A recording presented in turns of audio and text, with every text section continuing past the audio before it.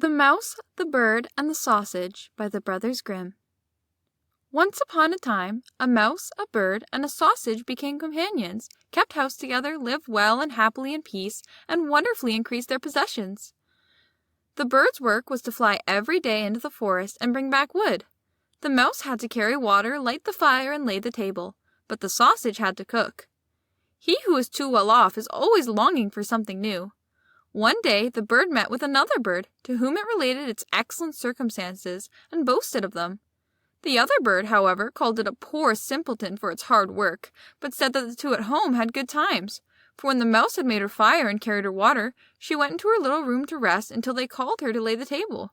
The sausage stayed by the pot, saw that the food was cooking well, and when it was nearly time for dinner, it rolled itself once or twice through the broth or vegetables, and then they were buttered, salted, and ready.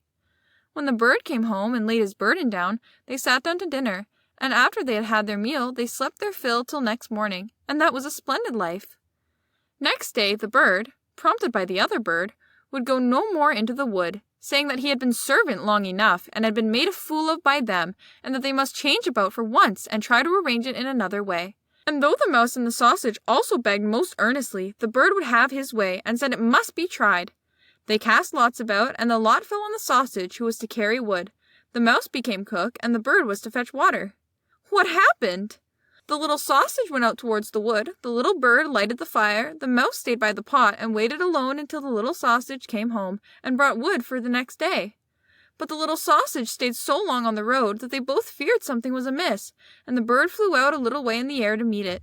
Not far off, however, it met a dog on the road, who had fallen on the poor sausage as lawful booty, and had seized and swallowed it.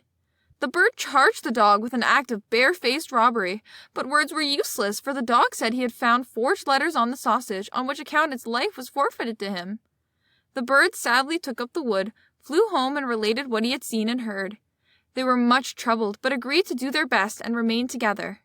The bird therefore laid the table, and the mouse made ready the food, and wanted to dress it, and to get into the pot as the sausage used to do, and roll and creep amongst the vegetables to mix them. But before she got into the midst of them, she was stopped, and lost her skin and hair and life in the attempt. When the bird came to carry in the dinner, no cook was there. In its distress, the bird threw the wood here and there, called and searched, but no cook was to be found. Owing to his carelessness, the wood caught fire, so that a conflagration broke out.